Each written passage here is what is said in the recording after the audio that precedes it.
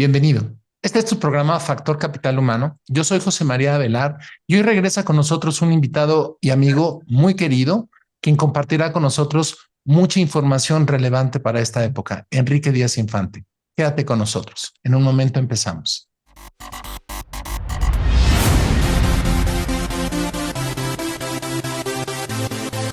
Bienvenido. Este es tu programa Factor Capital Humano. Yo soy José María Avelar y hoy nos acompaña de nuevo nuestro querido amigo Enrique Díaz Infante. Él es director del sector financiero y seguridad social del Centro de Estudios Espinosa Iglesias, licenciado en Derecho por la UNAM y maestro por la London School of Economics and Political Science, donde estudió las maestrías en políticas comparadas y en política social, planeación en países en desarrollo y donde también ha sido investigador invitado. Actualmente cursa el doctorado en Derecho por la Universidad Panamericana. Enrique ha dado clases en diferentes instituciones reconocidas en nuestro país, como no nada más la UNAM, el ITAM, el CIDE y algunas otras, pero principalmente pues es escritor, investigador y obviamente muy enterado de nuestro entorno social y económico. Enrique, es un gusto tenerte de regreso con nosotros y feliz 2024. El gusto es mío, José María, y felicidades, 2024. Pues mira, Enrique, qué mejor momento para arrancar con una update de qué tuvimos en el 2023 en materia de cambio social, de crecimiento, de movimiento económico, cuáles son los pros y los contras de este año que ya ha concluido y las prerrogativas que nos esperan para el 2024. ¿Qué nos puedes contar de nuestro ya terminado y extinto 2023 en materia económica, social, política, en nuestro México lindo y querido? 2023 fue un año mejor de lo que se esperaba. Fue un año que tuvimos un crecimiento arriba del 3%. Eh, la mala nota fue el tema de la deuda.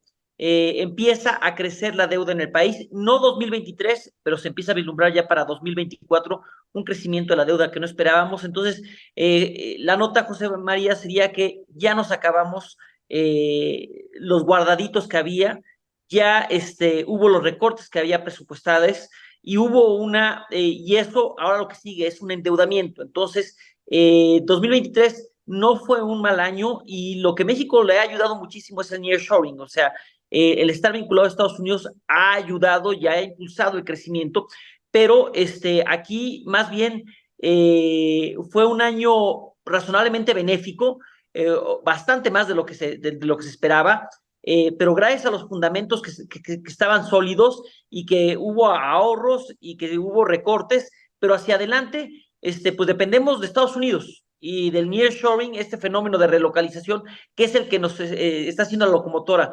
y de no desbalancear las finanzas públicas. Mucho, mucho, porque ya estamos empezando a recurrir a la deuda. A ver, si nos puedes explicar a un servidor y a nuestro auditorio, ¿cuáles son las diferencias en haber tenido un ahorro o poder extinguir las fuentes de aquellos guardaditos o extinción de ciertos fideicomisos y diferentes fuentes pues, de inversión gubernamental para los proyectos de este gobierno? ¿Y cuál es la contraposición de lo que nos espera para el 2024 cuando tú mencionas endeudamiento? ¿En qué se diferencian? Sí, mira, lo que tuvimos fueron ahorros que se dejaron en diversos fideicomisos. Entonces, este gobierno entró con recursos disponibles, y no tuvo que recurrir a una reforma fiscal, no ha recurrido a una reforma fiscal. Entonces, esos ahorros estaban en diferentes fideicomisos y hizo uso de los mismos. Posteriormente, una vez que se los ha ido acabando, eh, ha empezado a utilizar, a recurrir a la deuda, un poco a la deuda, y eso ya no está tan padre.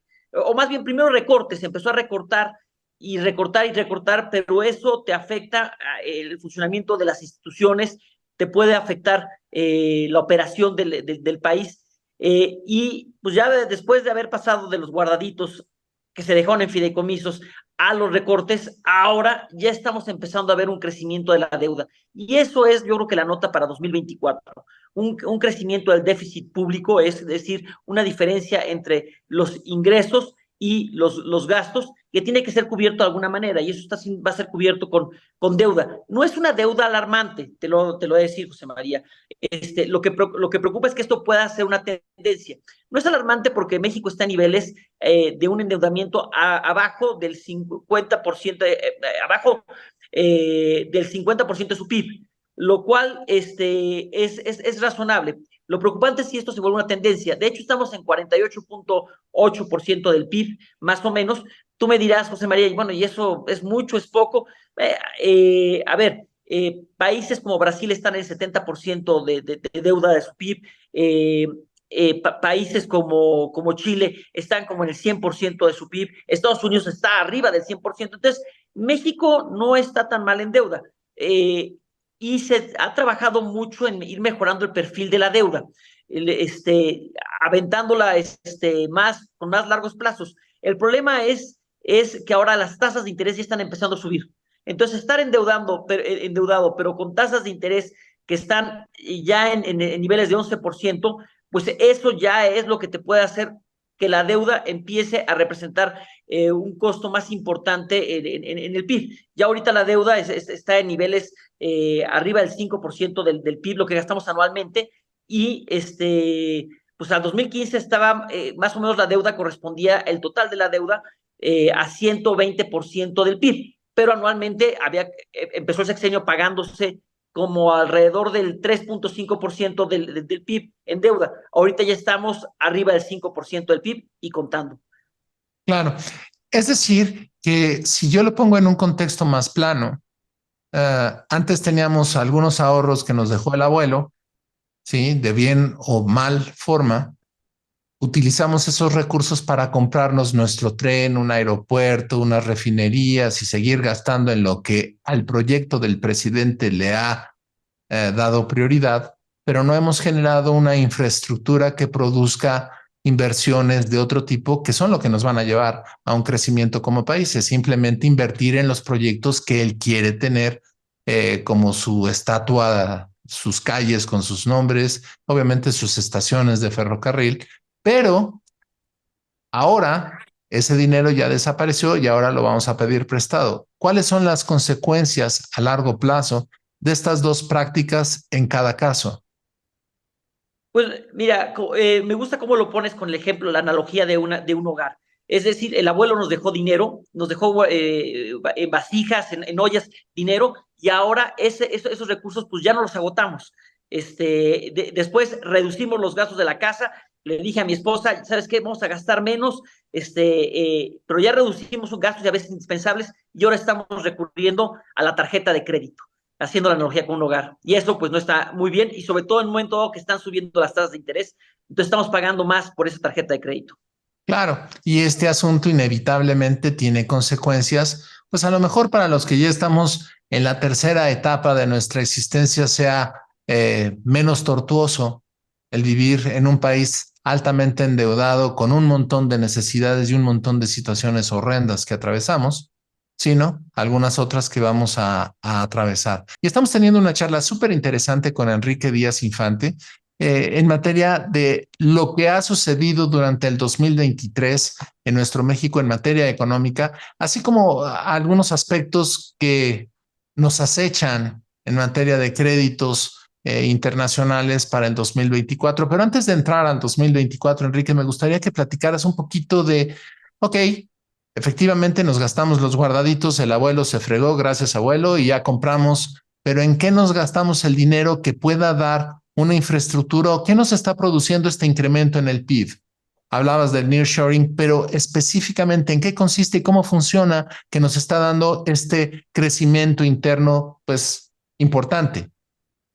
A ver, en el 2023 y previo al 2023 hubo ingresos que fueron benéficos para la economía. Hubo ingresos de remesas, que eso ha ayudado.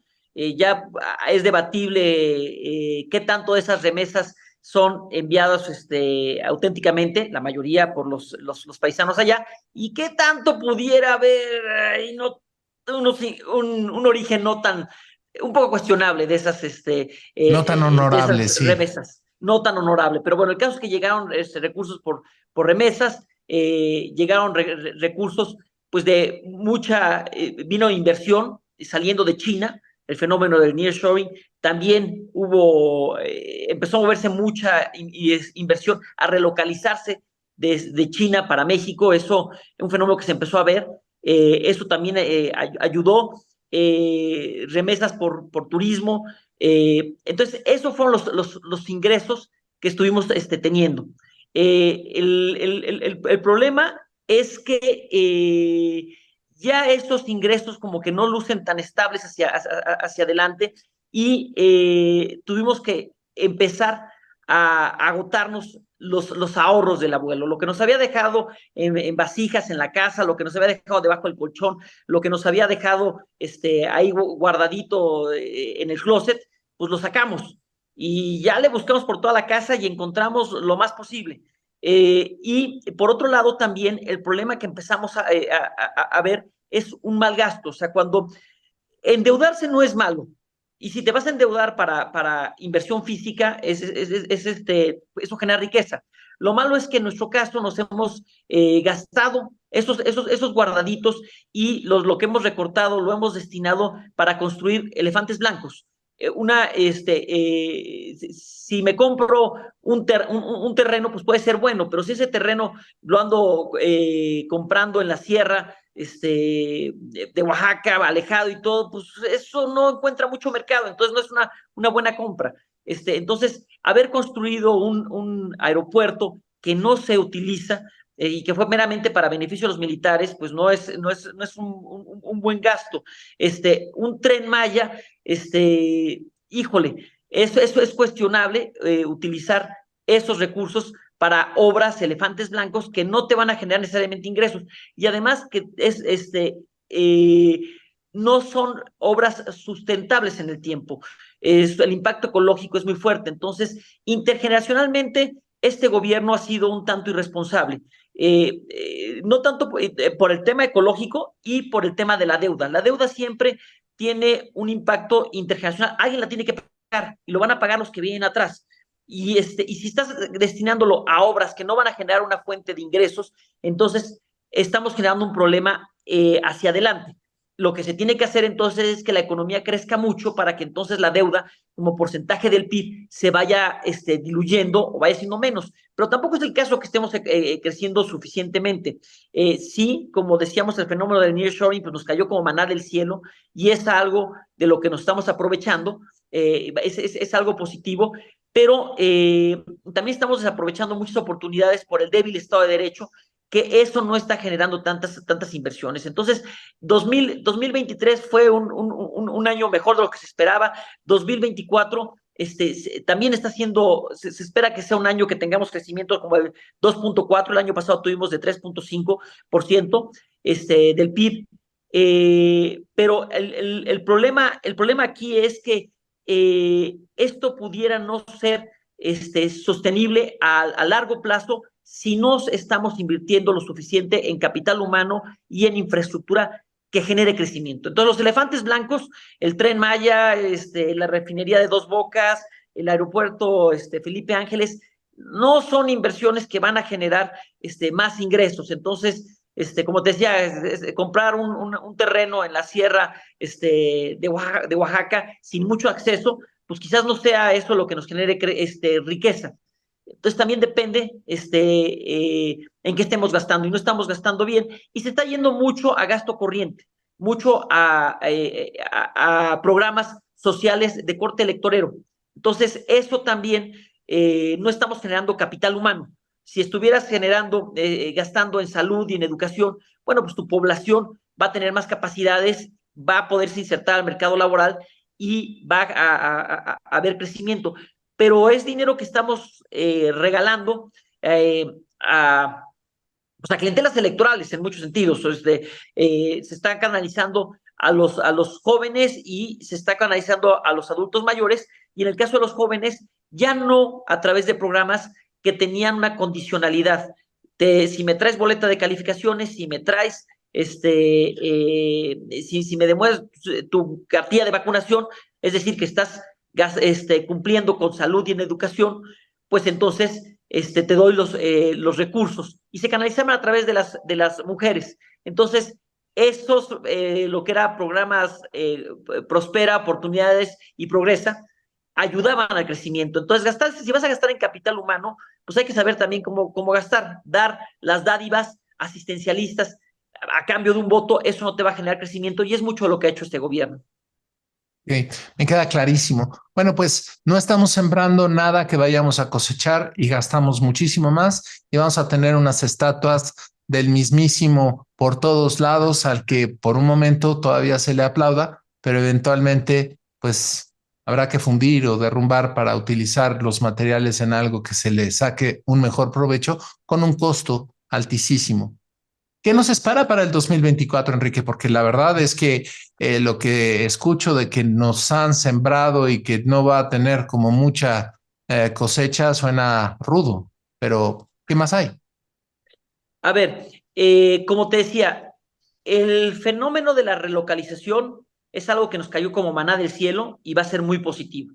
Entonces, esa inversión que va a llegar gracias al pleito China-Estados Unidos y que está saliendo mucha inversión de China para relocalizarse aquí en México, es algo que nos va a beneficiar.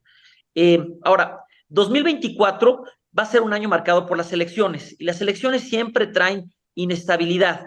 Entonces, vamos a ver si logramos hacer una transferencia del poder en forma ordenada, a quien sea del partido del gobierno o a la oposición. Lamentablemente, el panorama cada vez luce más comprometido al respecto. Ya en estudios internacionales, México empieza a aparecer como una democracia en retroceso, como un estado de Economist ya nos pone como, nos califica ya como autoritarios, como un país autoritario. Entonces, eso no es bueno para la solución de los conflictos. En democracia se pueden resolver los conflictos. Esa es la virtud de la democracia a través de los canales institucionales y hemos debilitado mucho la democracia. Ha habido recortes y captura, recortes presupuestales al INE, al TRIFE y captura de ambas instituciones y pudiera haber inestabilidad política. Entonces, yo te diría que 2024, ¿qué nos depara? Pues es el año electoral. Entonces, vamos a seguir siendo beneficiados por el fenómeno del nearshoring, van a seguir llegando las inversiones, pero el año electoral también puede generar inestabilidad y en ese sentido quizás los mercados van a ser más cautos y van a decir, esperemos a ver cómo resuelven su transmisión de poder a quien sea. Claro, y hay, puede ser uno muy alarmista en estas transiciones derivado de lo que estamos viendo hoy día en las noticias, de la forma en cómo los políticos de un bando y del mismo bando se están conduciendo unos contra otros, dejando un mal sabor de boca para los votantes y con pocas opciones, lo que le deja un paquete al próximo presidente bien complicado de manejar porque tendrá que resarcir las lesiones que se producen, además de algunos fantasmas que han venido creciendo significativamente como el crimen organizado y un militarismo extendido con un nivel de poder altísimo. Si nosotros aterrizamos estos planteamientos, Enrique, ¿cuáles son los factores más importantes en los que nosotros como personas, mexicanos, comprometidos con nuestra patria y anclados aquí para crecer, desarrollarnos y seguir generando nuestro futuro, cuáles son nuestras oportunidades que tú ves desde esta perspectiva? A ver, me gusta que lo quieras llevar al plano personal, o sea, ¿qué podemos hacer nosotros? Quisiera terminar un poquito del contexto, hubo cosas que mencionaste que me gustaron y luego pasaría a lo personal. Adelante. Eh, eh, Cuestiones que hay que destacar, que preocupan, es, hablaba del autoritarismo y esto está caracterizado por un avance, una militarización excesiva con el ejército tomando funciones que son propias de los civiles. Entonces, 2024 se vislumbra como un año que va a continuar en la tendencia de militarización, lo cual pues no es una buena noticia. Tampoco también es preocupante el rol que pudiera jugar el narco en las elecciones. 2021, el narco, sobre todo en la parte del Pacífico, parecía que tuvo un rol bastante activo, fue preocupante y ahora se pudiera hacer mayor ese rol. Y entonces, si te ponen candidatos y empiezan a aparecer ya algunos líderes de partidos a nivel local que los van asesinando, pues no son tampoco buenas noticias. Entonces, más ejército no es muy buena noticia. Más narco no es muy buena noticia. El avance del crimen. Ya se superaron en este año las cifras de crímenes que se dieron durante todo el sexenio de Calderón y de Peña Nieto. Entonces ya estamos en niveles de 136,000, 140,000 muertos. Entonces es brutal también el crimen. Entonces la gobernabilidad pudiera estar un poco comprometida.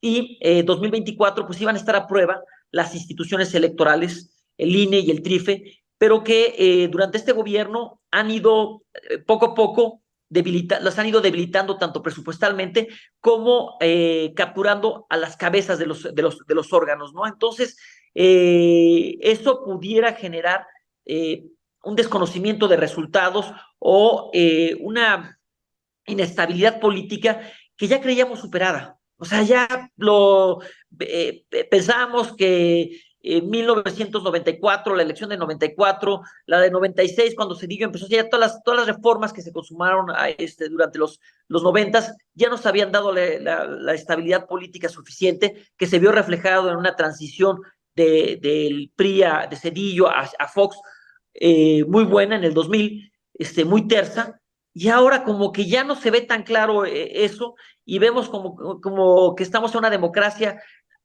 amenazada por los factores reales de poder, especialmente narco y ejército. Mira, Enrique, yo creo que te viste bien ingenuo con esto porque estamos hablando otra vez de indicadores dictatoriales que pueden detonar factores revolucionarios y transiciones como las que tuvimos todavía en la época de Calles, asesinatos de candidatos y presidentes y levantamientos por todo el país. Son factores que aparecen cuando uno se militariza, ¿sí? Pero más allá de esto, ¿cuál es un mensaje que pudieras compartir ya para terminar a nuestro auditorio? Buenas expectativas, ¿cómo podemos lograrlas? A ver, me gusta cómo lo pones, José María. Cerremos en tono alto, porque además hay que cerrar en tono alto. Y no de una manera, de un optimismo sin fundamentos. O sea, perdón que recalque mucho lo del nearshoring, pero eso es verdaderamente algo que cayó del cielo, esta relocalización de inversión que está llegando y está llegando en forma muy considerable.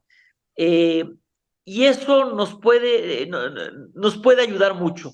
Si bien las instituciones están debilitadas, el, hay algunas que han seguido funcionando pese a que las perspectivas no eran muy buenas, como el Banco Central. El Banco de México creíamos que iba a ser capturado de su junta de gobierno, pero ha demostrado que tiene una institucionalidad buena y eso ha hecho que la inflación se mantenga en niveles razonables. La meta es del 3% y ahorita tenemos una inflación, cerramos en 4.5 de inflación y nos vamos a mantener en esos niveles. Entonces, inflación positiva. El costo del dinero, ese sí se nos ha incrementado un poco y quizás por eso es que somos también muy atractivos. Estamos con CETES arriba de 11%, entonces el diferencial entre lo que pagamos por captar y lo que pagamos a los ahorradores y a los inversionistas, pues es muy bueno. Entonces eso Claro, hace que sea atractivo el país. claro. Riesgos, pensiones.